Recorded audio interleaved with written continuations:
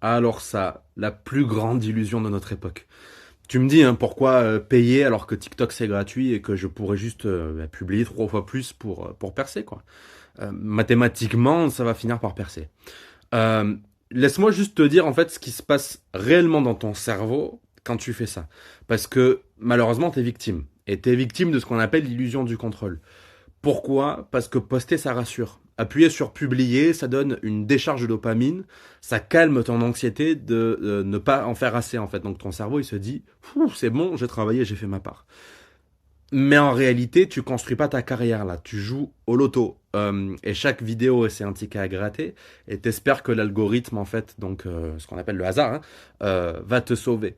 Donc tu remets ton destin, ta carrière, ton feu que t'as au fond du bide, entre les mains d'une machine chinoise au lieu de les prendre dans tes propres mains.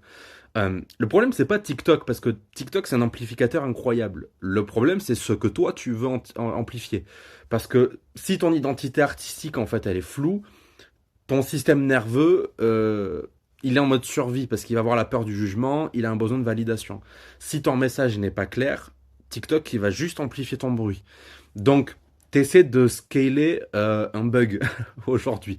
T'essaies de crier très très fort dans un grand mégaphone, sauf que t'as rien à dire. Bah, du coup, tu vas crier du vide, et du coup, bah, personne ne va écouter, ce qui est normal. Euh, Pire, en fait, encore, pour plaire à l'algorithme, tu vas commencer à te tordre dans tous les sens. Donc, tu vas faire des trends, tu vas utiliser les sons du moment, tu vas devenir un créateur de contenu et plus être un artiste. Donc, tu ne deviens pas célèbre si jamais ça marche pour ta musique, tu vas devenir célèbre parce que tu deviens un clown. Et tu vas divertir des gens qui vont commencer à scroller aux toilettes, en fait. La différence entre ce que tu fais et ce qu'on propose, nous, c'est la différence entre courir sur un tapis roulant ou construire une route. Sur ton tapis TikTok, ouais, tu sues, tu vas t'épuiser, tu vas faire des kilomètres, ouais, t'es trop content, sauf que tu vas rester sur place. Et dès que tu vas arrêter de poster, en fait, ben, tu vas disparaître, tout simplement.